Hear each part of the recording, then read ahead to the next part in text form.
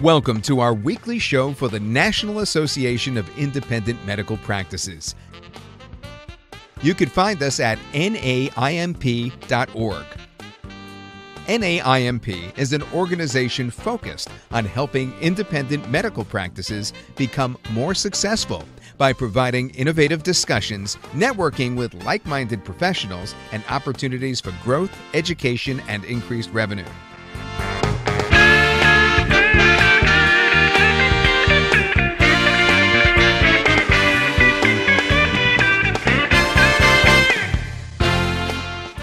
Check out our website today at naimp.org. Hello and welcome. This is Shirley Crest-Dudley, your host, and today I would like to introduce J. Brooks Peacock. Brooks Peacock is a certified public accountant licensed in the states of Oregon and Washington, and he's coming to us today from Oregon. Brooks lives in Salem, Oregon with his wife, Julie, and 4 of their 6 children. He owns a CPA firm, CPA Works, LLC, and a registered investment advisory firm in Oregon, Peacock Investment Works, LLC. He graduated from Brigham Young University with a Master's of Accountancy degree in taxation and a bachelor's degree in accounting and finance.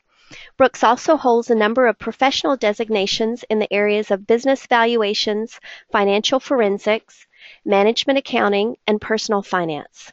So at the age of 5, Brooks' dad carried him across the stage when he graduated from the USC School of Dentistry in 1973, and Brooks has been in and around dental practices ever since. He's been working with dentists and their practices as a CPA for more than 20 years and as an investment advisor for more than 6 years with dental clients in places from Las Vegas, Nevada to Dutch Harbor, Alaska, and every state in between. Brooks has presented seminars for Burkhart Dental, Henry Schein, and I think that's ADEC, and both in Utah and Idaho State dental meetings on issues surrounding the business side of dentistry, including tax, financial statements, practice valuations, practice transitions, practice startups, cost segregation studies, fraud prevention in dental practices, fee analysis, and retirement plans for dental practices. So that's such a mouthful, and Brooks is bringing a lot of expertise to us today. So today, Brooks presents what he calls his dental practice roadmap, Peacock's 4 phrases of practice. And we're doing something a little bit more unusual today because Brooks is recording from Oregon, and I have his slides here in North Carolina. So you might hear us talking a little bit back and forth as we negotiate moving the slides. So Brooks, welcome. We're so happy to have you here with us today. Shirley, thank you very much. My pleasure to be here today, and I appreciate the opportunity to share some of my thoughts and ideas around dental practices and get to know a little bit or give some insight maybe as to where dentists are and where they might be able to go and how to kind of negotiate that path from graduation through retirement and beyond. This is a navigation tool. If our practice is a car and we are the driver as the dentist, then this roadmap is kind of the map and maybe the GPS to help us figure out where we are and where we're going and kind of what the milestones and the markers and the things along the way are that we might need to be aware of to most benefit ourselves, our families, and our practices that serve our patients. I am in Oregon, and I have been licensed for, I don't know, about 20 years as a CPA, and I'm going to, with the next screen, I think that's going to go. We'll see if the next slide pops up. So I want to talk a little bit about the origins of this roadmap. Professionally, I'm a CPA, and I got there because when I was a kid, I remember the cadaver labs at USC, and I remember the formaldehyde, and I remember watching my dad work on a cadaver with a Coke can on the cadaver's forehead, and I think that pretty well ruined me for anything medical in my life. So here I am on the accounting and business side of dental practices, and very happy to get back to the profession. It's been very good to me and to my family. Professionally, I'm a CPA and an investment advisor, so I do tax returns, tax planning. I get into practice management, issues like benchmarking practices, fee analysis, those types of things. I do practice valuations and help doctors with transitions. In the investment world, I help doctors set up retirement plans. I help them find the right portfolios and plan and think how much money we got to save and what we need to do to be able to retire. And the roadmap is none of this stuff. That's what I do professionally. The roadmap is what I've kind of gleaned from doing that stuff for a number of years. And I find it a great way to help us as we work together figure out what we need to do now with at least some frame of context as to what's going to come after our decisions today. So let's go to the next slide. And let's, there we go, thank you. This is a navigation tool specifically for owner dentists. These are not for employee doctors. This is for those who think or know that they're going to own a dental practice. And when you become an owner, you put on a completely different hat. You put on your CEO hat. And when you sit at your desk and you deal with payroll and scheduling and hiring and firing and paying bills and hassling with insurance companies, that's your CEO hat. And then you take that CEO hat, walk back in the opportunity and put your doctor hat on, and you take care of your patients as the doctor in the practice. So the problem is this hat of CEO is one that you never got any help with in dental school. It's one that I got no help with in accounting school. And so we kind of got to figure it out on our own. And so when we put on that CEO hat, we have to have a little bit broader view. And so we, as I've worked with a lot of dentists, I put together this roadmap as a way of using and bringing together the people that are involved in the different aspects of our lives throughout our career, the issues that we face generally, and the things that we have or use or can access to help us make decisions and continue to move forward. So it's a way of putting all that together in a format that shows where we're at now and where we might be going. All right, so let's go to the next slide. All right, this is the complete dental practice roadmap. It's a way of thinking and visualizing from graduation all the way through your career and kind of the main pieces of that career. So there's 4. Phase 1 is the associateship, and that's from the time we graduate off to the point where we're ready to buy or start a practice. Phase 2 is ownership. This is where we buy or start a practice, and we, in essence, jump into the deep end of the pool, and we start trying to swim as a business owner, because that's what we become, a business owner. We start or buy a practice because we are technically skilled, but then we've got to add to that some of our abilities or develop the abilities as an owner. Now, phase 3, the shift from phase 2 ownership to phase 3, which is leadership, is kind of an amorphous area, and it's the point at which we desire to make a major upgrade in the office, remodel, new equipment, those types of things, or maybe we bought or started a practice in a small space and we want to grow the practice, and so we're looking at buying some land or a building and remodeling it or building new. And moving the practice physically. So somewhere in that area, either a major renovation and update in the both look and feel and facility of the office as well as the equipment, or a physical move of the practice. That's when we move out of that ownership, and now we're into some type of leadership function where we're trying to move our practice forward in a major step to give a higher standard of care in a more pleasing environment, a more comfortable environment for both the doctor and the staff and the patients.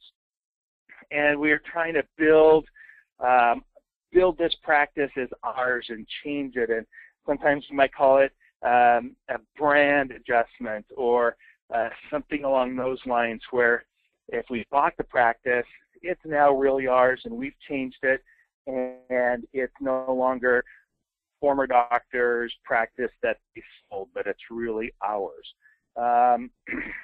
The phase 3 ownership step into phase 4, which is legacy, is the point that we consider or hire an associate, or that we make definite plans to prepare the practice for the next generation.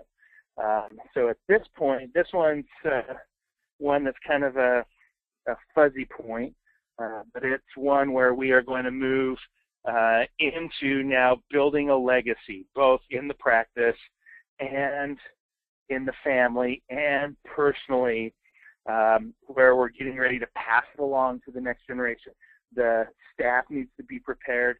The office physically needs to be prepared so the next doctor that comes in has what they need in order to be able to pay you for your practice and have things up to date and working well and those types of things. So that's kind of the point at which phase 4 starts, and that phase 4 can be quite a while. Some folks hit that phase 4 relatively young. Some hit it right at the very end of their career. So there's no timeline on this roadmap. It's more like milestones that we hit, whether long or short intervals, either way. Now, legacy, as we exit the legacy, is when we sell the practice and exit dentistry on a full-time basis. Now, when we say retirement, it's not stop working meant. It is changing my focus meant. It's a point in time where we choose, because we can, to stop practicing full-time dentistry, worried about bills and overhead and payroll and all those things that go along with it. It's mainly a point where we get to choose, where financially we financially have the ability and capacity to make a change. We've got the desire to make a change, and maybe we just slow down and we practice 2 or 3 days a month in the old office, and we go do humanitarian work, or take some trips and see the world, or maybe we exit full-time dentistry and embark on a tangential career or something. That's a lot of different options, but that event is different for every person out there. Maybe you have a spouse that has some significant abilities or talents that they want to exercise and develop, and it's time to exit dentistry to let a spouse kind of do their thing. So that's the overview of each one of the phases. So let's take a look at each one of the phases individually. Thank you, Shirley. Here's phase 1. This is associateship. So now we're going to start. Graduate, and we got to go find a job because that student debt is pretty big. A buddy of mine, we were at the pool. Our kids are in swimming lessons together, and he graduated about a year ago. He went through he went through dental school, and then he stayed for endo school. And while he was in endo, he also got his MBA. And his pile of student debt is massive. And that's a burden that doctors come out with, every single one, simply because the cost of getting that education is huge. And so we've got a lot of concerns with maybe a new young family, getting out of school. We've got student loans to pay. We need to find that associateship for that job. We've got to get our hand speed up so that we can see enough patients logistically in a day that we can pay for a practice purchase, as well as cover our own bills at home, including the student debt. So phase one, we've got the issues of student debt, finding that first job, clinical speed. We got family and housing, because we graduate, we're probably moving somewhere, if it's back home or a new location. And along the way, we've got a spouse or significant other that is, if they're in our lives, they're probably our predominant confidant and participant. And then we've got a couple of folks now that probably got to enter the picture, maybe a financial advisor, and maybe the supply rep in the area that you want to, in which you want to live. Now, the tools that we have to use at this point, we've got kind of investment financial plan that could be helpful. Personally, one that can go in here would be personal family budget as well, because we're not worried about practice stuff quite yet. So let's go to the next slide, Shirley, and we can take a look here. So we got the issues: growing family, we're moving, that first job, student loans. Now, on the coaches and tools, spouses and families, of course, are extremely involved if they're a part of your life. One of the resources you have is your senior dentist. They can and should be helping a new young doctor just figure out how to ease into practice and do some things that maybe we don't learn about in school that just make patient care function a little bit better. At the same time, as a new dentist, you can be a great resource to the senior dentist, because you've seen things that are probably cutting edge, done a little bit differently. Maybe in the last 10 years, we've seen a lot of doctors come out of school and they are just really comfortable with digital radiography and things like that. And the senior doctors are like, I don't know. This was my dad. My dad, he was traditionalist, old school, and when the associate came on to work a little bit before buying the practice, he wanted digital radiography. So my dad he had 8 operatories. He put digital in the hygiene, the 2 hygiene operatories, so that they could be used, and my dad could start to fiddle with it and see if he liked it, while giving the new doctor a chance to use a little bit more without paying for 8 operatories of digital. And it worked out really well, and my dad has become a fiend at digital radiography. Now the whole office is digital charting, digital radiography, paper. They're really trying to get rid of paper. So it works both ways in that relationship. A financial advisor could be helpful, because in the first few years as a working dentist, you still can participate in fun things like individual retirement accounts, IRAs for you and your spouse. And they can be helpful. Now, a CPA at this point may be helpful. You need to have your tax returns done, of course. And so at this point, most CPAs will do. The question is, do you want to find somebody who has significant experience with dentists? Usually those of us that have significant experience with dentists are a little more expensive because we bring a lot to the table. But at this point, some of that specialty help isn't quite needed. But you might want to give consideration of at least starting to identify CPAs that you might want to work with. Supply and equipment rep, the folks that service the dentists in your area are going to know whose practices are coming up for sale, or who needs to sell their practices, who's getting ready to sell their practice, and can help give you an understanding of what's happening in your local market area. In this first phase, you also need to build a relationship with an insurance agent. Mainly, we've got personal needs, life insurance for your family, and maybe car insurance, renters or homeowners insurance. But you'll probably need to find an agent, because most general agents don't do professional liability, you need to find somebody that does professional liability insurance and get your own malpractice policy and start to build that relationship with your insurance agent. So those are some of the issues we face and the tools that those coaches bring to help you out through phase one. Now, through phase one, we're building hand speed, getting comfortable clinically. You might work at a place that you have no desire to buy, and maybe you have disagreements about how things are run or done. That's just as important as landing in a place that you just love and want to buy, because it helps you identify things that you want to do and things that you don't want to do as a dentist owner. And so at this point, we are either going to find a practice to buy, or we're going to hang out our own shingle and start a practice from scratch. So that's kind of phase one. And let's go to the next slide, Shirley. And we can dive into phase two and start talking about this idea of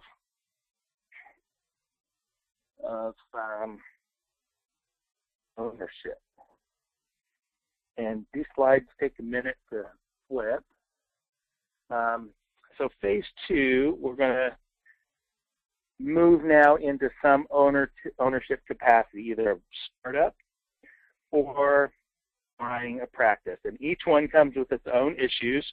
So it's not, we're not going to talk about specific issues of the practice transition, but when you get there, you have practice management issues that you now need to face. And overnight, all of a sudden you go from being a dentist to now an entrepreneur and an executive as well as a dentist. So a whole new role that you need to kind of figure out and learn.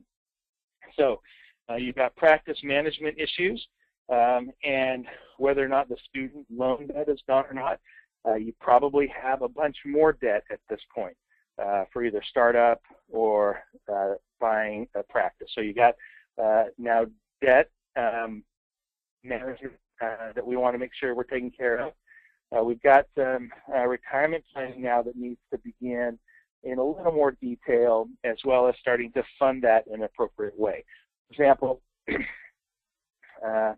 you buy a practice, the senior doctor has been in that practice for a while, probably doesn't have much debt, and is probably funding a retirement plan mainly for themselves, but also the staff along the way as well. And there are some staff members that are probably enlightened and are participating in that retirement plan. And when you come in as a new dentist and buy the practice, you have to be aware of the benefits that the senior doctor was providing to your staff. And you have to be able to at least communicate to the staff that you want to continue and provide those benefits.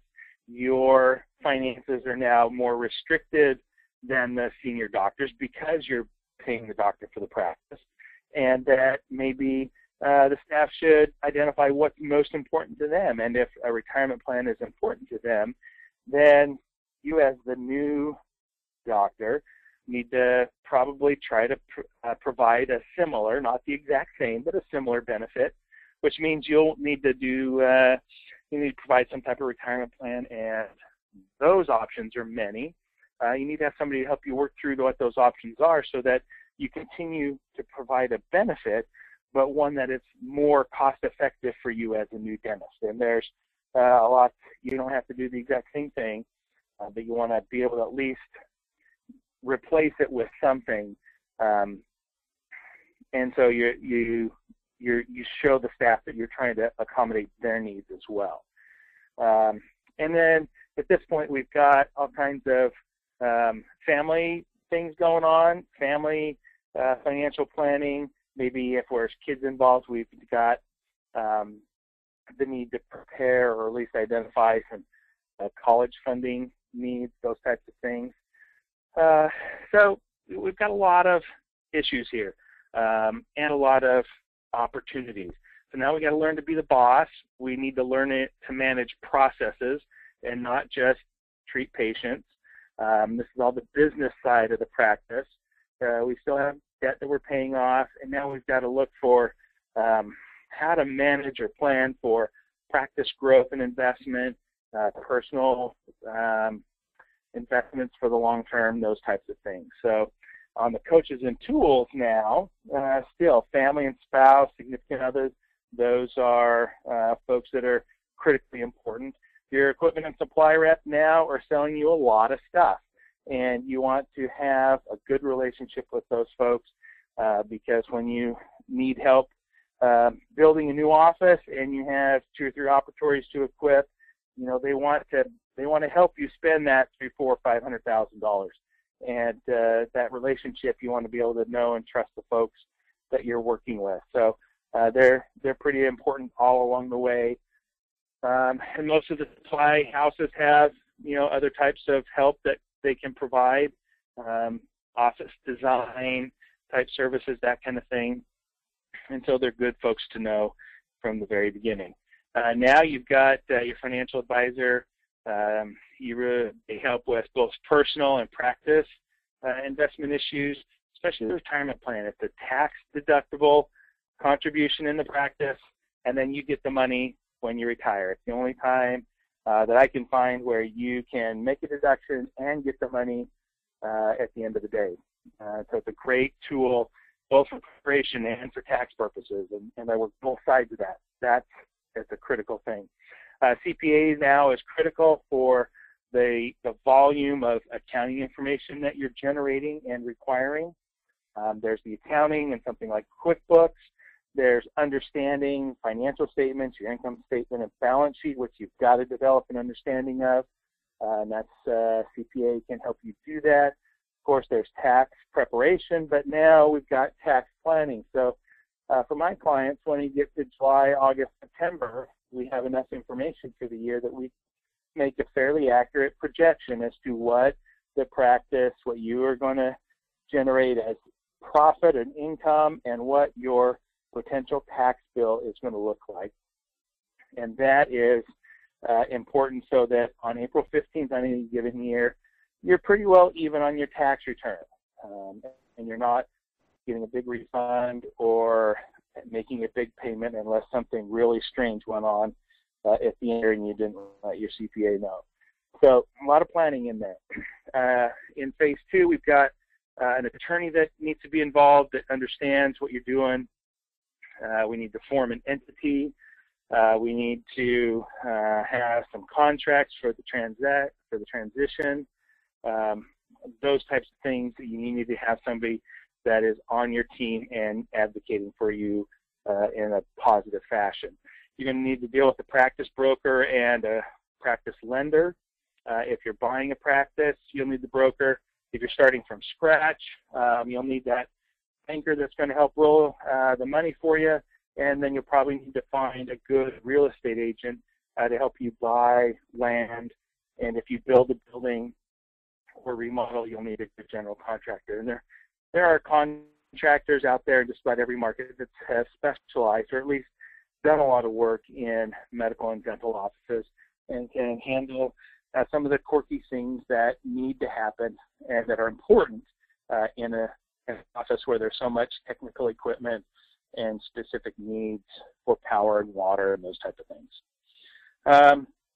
Now you need to have some practice consultants that can help you figure out how to be a CEO, people that help you market and schedule, handle staff training and leadership skills, help you benchmark your practice to see if you're performing the way you should be performing, or if there's problems that are lurking in the practice in some fashion. And so practice consultants, whether marketing, scheduling, any of those type of things are critically important. You've got to push 20 or 30 new patients into a general practice each month to keep the practice healthy. You probably need 30 or 40 if you're trying to make this practice grow. And so driving those patients in the door and helping you create processes that help the patient feel good and manage everything that needs to be managed, you need some folks that know what they're doing. and that's where the magic of the practice consultants come. So let's go ahead and flip to the next screen. Once we get through and are working in this area, we'll probably have some type of epiphany where, you know what, I need to remodel because the nice green shag carpet probably isn't what patients are going to feel like they want to see or should be seeing in a nice, clean dental practice. So we probably have a desire to either upgrade and remodel the office, or maybe it's just flat out too small and we need to go out and find new space, either leased or purchased, and move the practice. And that's our kind of upgrade or move event that moves us from phase 2 to phase 3. Now in phase 3, we're taking care of patients. We kind of got a handle on all the processes, not all. Most of the processes we're comfortable with, where we are in a tax position, and you know, we've kind of come up a learning curve on some of the business things, and we're doing okay. And we know enough and we're comfortable enough on the business side that we make this move or upgrade the office.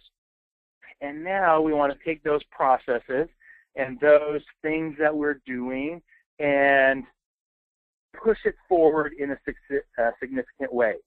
Now we want to lead the practice into kind of a new, I don't know how to really explain it. This is where you make it your own, and it's your brand, it's your image, and it's truly now the previous doctors. There's no more channeling the previous doctor in this office. It's significantly changed or moved, and it's all yours. So you need to lead your team into a higher standard of care with great business practices, and those are kind of the things that are driving this area. You want to be able to develop now and fine-tune your practice into that vision that you had when you very first started in school, and not just working with what the selling dentist had when you bought. Now in this point, even though you maybe have a little more, you paid off probably student loans are pretty close to being done, you paid the practice purchase off, or the initial startup is mostly paid, and now with the move and remodel you have a little more debt, but it should be well manageable at this point. And now we need to take a serious look and make a considered effort at planning for retirement and identifying the amount we got to fund to get there and start that funding. And that means probably changing the retirement plan in the office and making it one where we become more rich, more beneficial amount into a fund for the doctor and spouse and family in order to make retirement a reality. You got to start now, and in phase 3, this might be when we still have 20, 25 years of practice left, and that's the time to really push that funding for our own retirement, for our kids' college education, those types of things. All right, let's maybe go to the next slide, Shirley, and we can look at the coaches and the tools that come with these issues. All right, we've got practice leadership and the physical change in the office. We're looking to create that patient experience. We're looking at maybe rebranding or enhancing the brand or image of the practice. And along with it come our coaches. And it's funny how spouse, family, and significant others always pop up at the top of this list. They live and live and die by what happens at the office, just like you do. And so they're always top of the list as part of our team. We've got our equipment and supply reps that help us maintain our quality and standard of care. The financial advisor function at this point is looking at helping you change your retirement plan into something a little more substantial for the doctor and the family. And now we got to look at funding for these things. We might have been putting a little bit in to IRAs or something along the way so far. This is where we need to shift and make a big push into the funding part of our plan. The CPA at this point, the tax preparation is always important. The accounting is always important, but now we really got to get into the planning. We've got more opportunities, more potential, and the planning, both for tax, but also for cash flow, and benchmarking the practice to see where we're at and where we want to go, and start setting some target goals for revenue and collection numbers and growth. Maybe we look at along the way. One thing I haven't mentioned much of is fee analysis, making sure that you're properly charging for your services. Insurance comes into this place of discussion, and when you make sure that we're maximizing any reimbursement opportunities out there. And that's what happens in the planning phase. And the CPA in your world should be able to help you benchmark your practice to see how you're doing now versus what you did last year, the year before. And they should have idea also of how your practice compares to others and how your competitors are doing. You can't talk to another dentist about any of this stuff, but as a CPA, I can, and I can compile and find an average of what my doctors generate in revenue and what they spend in each one of their expense categories, and I can provide that feedback. Practice management consultant could probably provide that feedback, and it's something that you cannot do as a dentist. You can go talk to your buddy down the street and say, hey, what are you charging for PFM crown, or what's your three-surface restoration? You can't talk about those types of fees. Insurance companies can collaborate on what they're willing to pay, but when you get to charging a fee, the Federal Trade Commission doesn't like any of us getting together and talking with our competitors about what to charge. And so we're at a little bit disadvantaged, and that's where some of the dental specialists bring their value.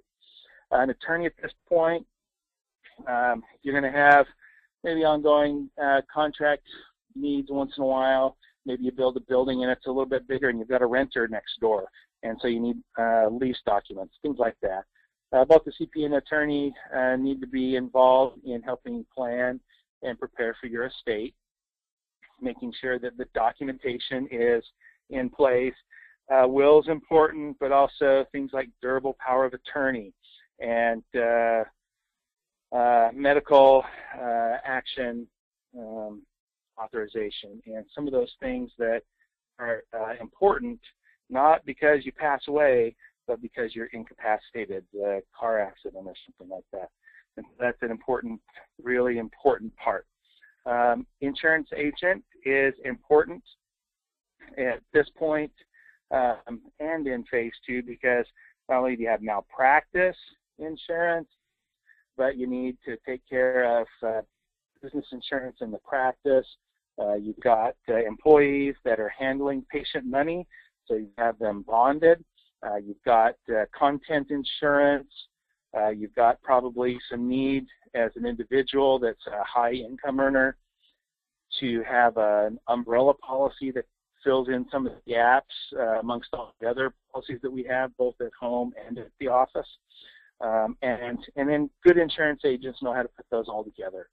At this point, your consultant team should really be not running the practice. They should be actively helping you, and you should be actively engaged in seeking that help to move the practice forward, whether it's patient retention, maybe it's introducing into the practice a new line of care. Maybe you want to expand into maybe some molar endo work, or maybe you want to start into some type of implant placement, or maybe you've developed a niche in adult,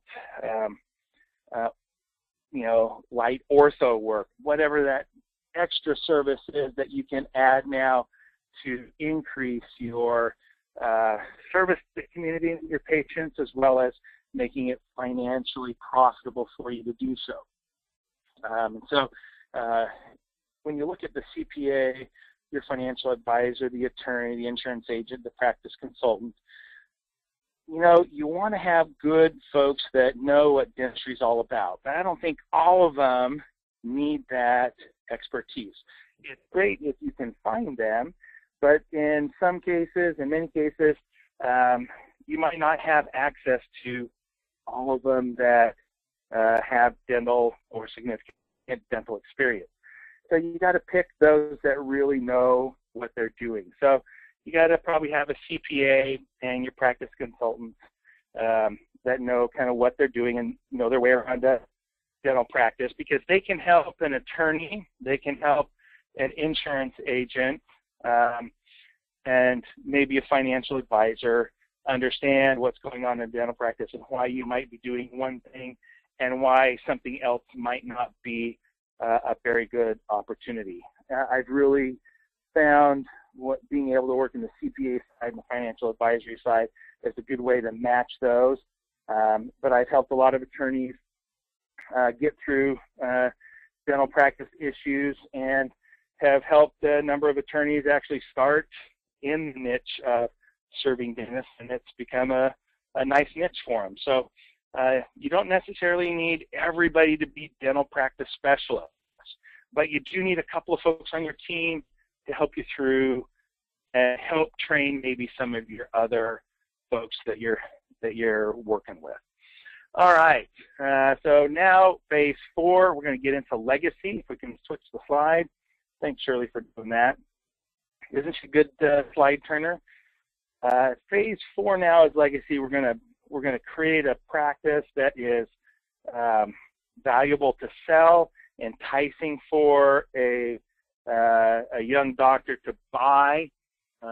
It's one that is ready, that a new doctor can use for 8 or 10 years without making major investment, so that they can pay you a larger amount for the practice and not have to worry about retooling the practice. So now we've got to build and look at building a legacy.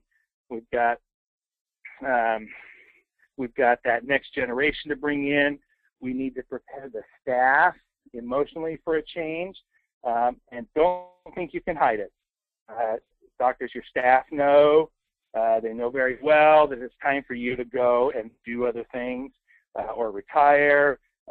They're aware of it. They want the best for you. The uncertainty is what kills them. And so don't try to hide it. They know. If they figure something's going on and you walk out on Friday and somebody else shows up on Monday, that is just a huge difficulty for that new doctor to overcome. That emotional jarring is really almost abusive to your staff to pull that kind of plug on them without them being prepared. So talk about it with your staff. Be open. Let them participate to some degree in talking to folks that you're thinking about selling to. Maybe you've got a trusted office manager that maybe ought to meet the potential buyers, or maybe you ought to interview potential associates.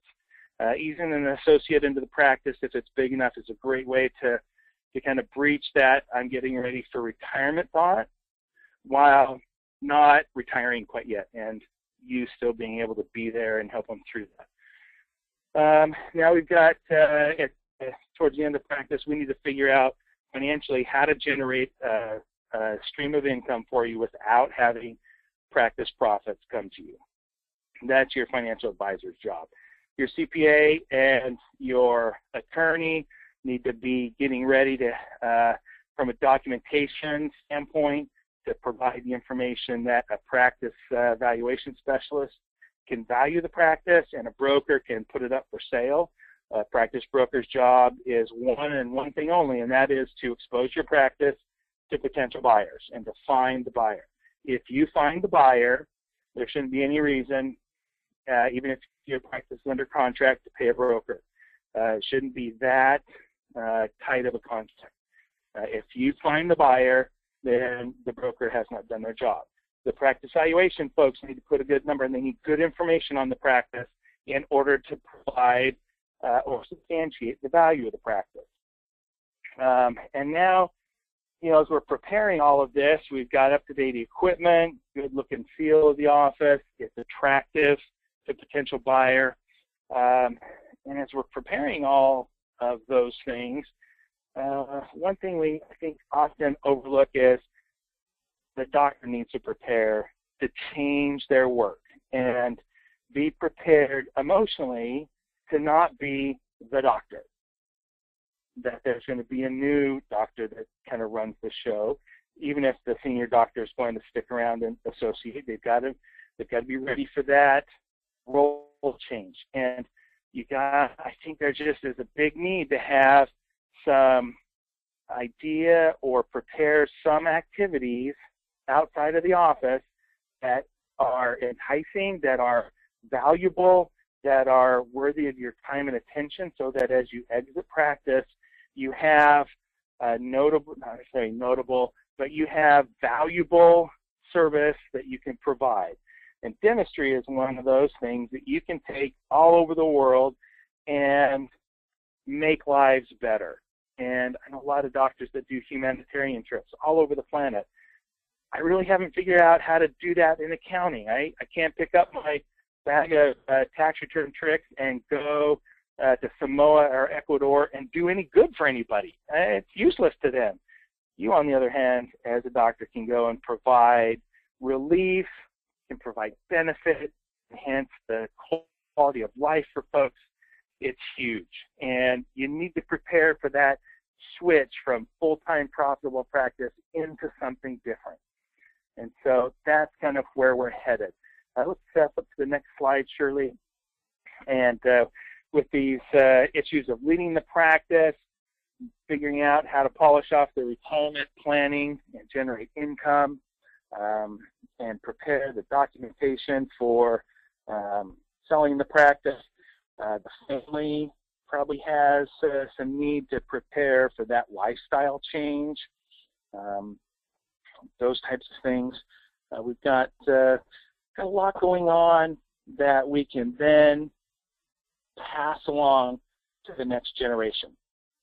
And that's kind of what we're going to try to do in phase 4, is pass the baton to the next generation. And of course, the top list of our support group will be a spouse or family members. Those are the ones that will help us and get us along that road as well. Because emotionally, it can be a really hard switch. It's a lot of adrenaline in phase 1, 2, and 3. When we get to phase 4, we got to be careful of that wind down feeling that I'm winding things down. There's no reason to wind down. It's a change. It's passing the burden of a full-time practice management to the next generation, and refocusing our efforts on something that we find valuable and satisfying somewhere else. So you got a lot of things going on, a lot of issues to deal with. Of course, your family's there at the beginning. The supply and equipment folks they're always around. They earn their living making sure that you have your needs met from an operational standpoint.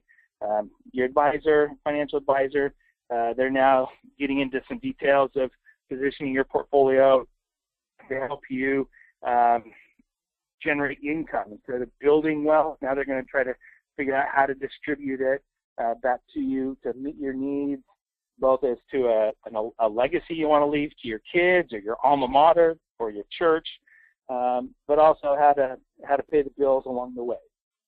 And you've got college education for kids, retirement, or estate funding. So if you've been active on the investment side and you've got some commercial real estate, or maybe invested in a small business in town that did real well, you've got all those pieces that are going on in your estate, and you need to be able to identify kind of how that's going to play out and what you want to do with all those things.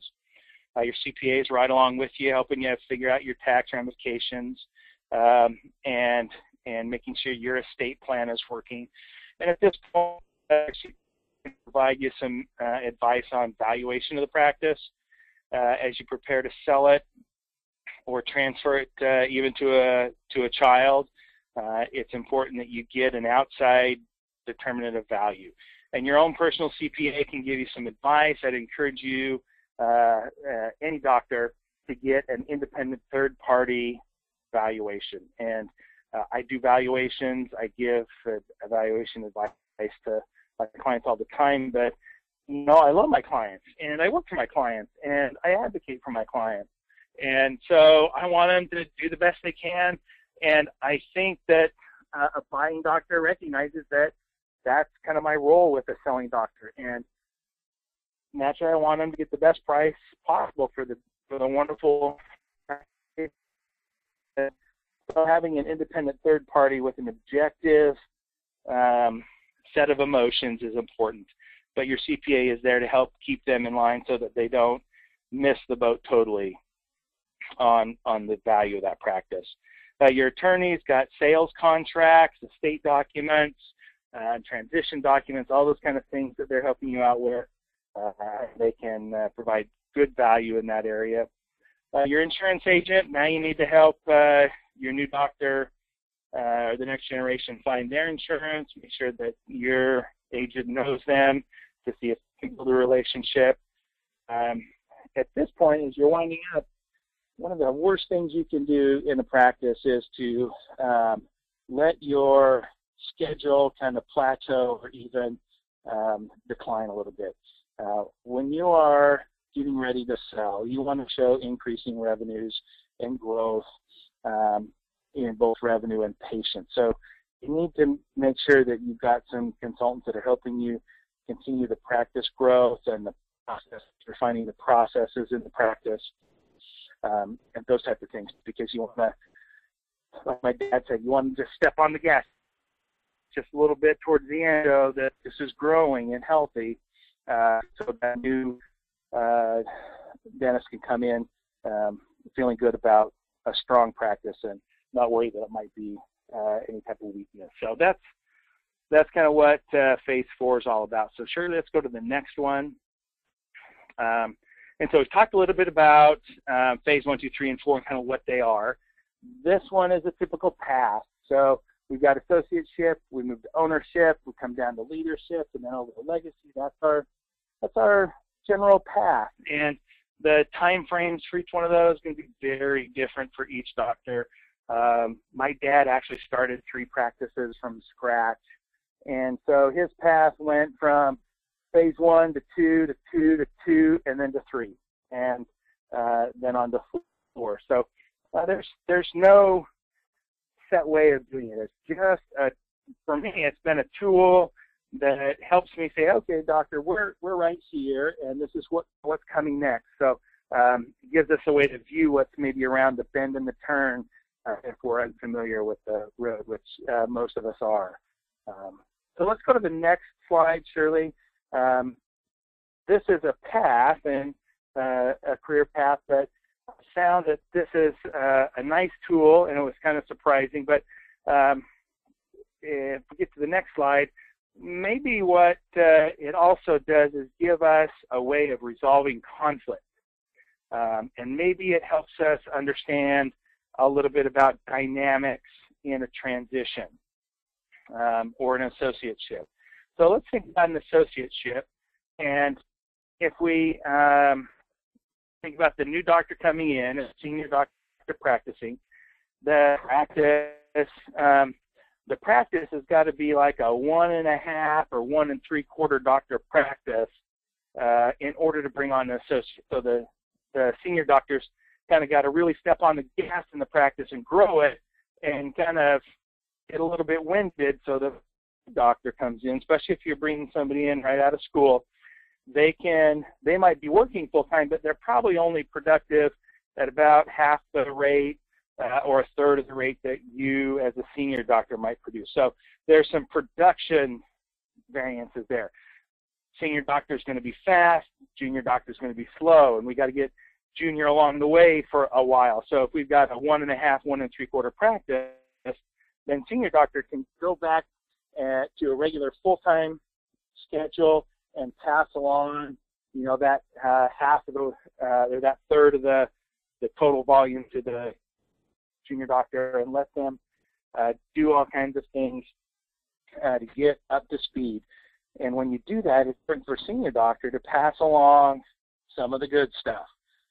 You can't keep all the crown and bridge and give everything else to the junior. You got to let junior extract restorations, but you also got to give them some of the more juicier things. Maybe a little bit, maybe some of the light molar endo. Maybe it's bigger restorative, some crown and bridge work that really maybe challenges them a little bit and let them work through it, and you then can help teach them and they can show you what they learned.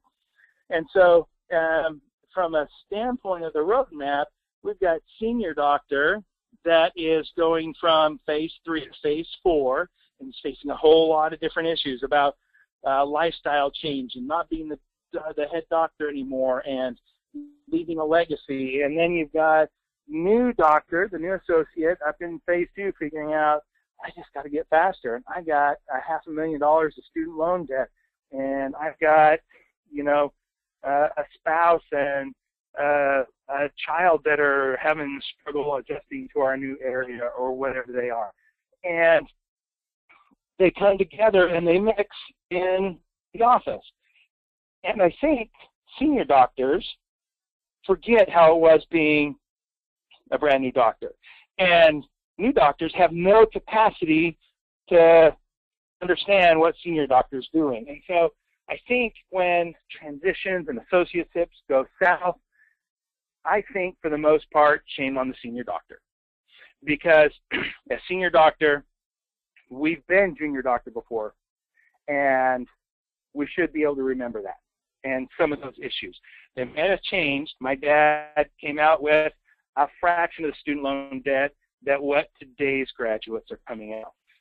And as I got looking at this roadmap when I built it, I'm like, look at the clash that happens when you are moving from phase 3 to 4 and you bring somebody in that's really in the heart of phase 1 and how those needs, those concerns, and the issues they are so very different, but their concerns others should have as well in order to make a transition or some type of practice sale function well. And at the end of the day, the patients are still taken care of. The standard of care doesn't diminish but increases, and that we meet our goals, that senior doctor is ready to move on into that next legacy part of their life in helping others outside the office, and that junior can help them do that, but that the senior doctor has things ready and is aware that junior needs to be able to do certain things. They need to be able to do crown and bridge so they can generate enough to pay off the loan that they incurred for the practice purchase. And that they, when senior doctor walks out, that junior, when they take over, is well skilled in patient care and is capable and ready to take over the practice management issues. Now, along with this, some things that I haven't added to the roadmap are things like continuing education plan. I think there's some very particular areas of professional education that ought to happen in each one of the phases. You need to keep up on clinical techniques and standard of care issues, but there's practice management, personal investment type areas that you need to educate yourself on. But when you're first out of school, you probably don't need to go find the latest, composite, class or the latest in orthodontic treatment or any of those type of things. You're probably okay with the clinical. Coming right out of school, you probably need to learn a little bit more about practice management and scheduling and some of those things that you haven't been kind of schooled on. But as you go through the phases and you get a handle on the practice management, maybe you need to go back in phase 3 or 4 and take some advanced classes and advanced workshops in areas of clinical care that are enticing for you, that are meaningful, those types of things. So I think it helps with at least recognizing what happens when two phases meet in practice. And I was pleasantly surprised at that. So there are a lot of things on this or in life that happen that I don't list on the roadmap. But having helped as a CPA and as an investment advisor and seeing a lot of practices, being in and around a dental practice since I was 5, I get that sometimes the hygienist wants to take over the practice because they think they're the boss. And, it just, weird things happen. Each office is unique. Each doctor is unique. But if we can give at least some type of framework, then how we paint each one of the pictures might be a little bit different, but we still have a framework and some way of thinking about it together. All right, Shirley, let's go to the next slide. That's kind of the roadmap.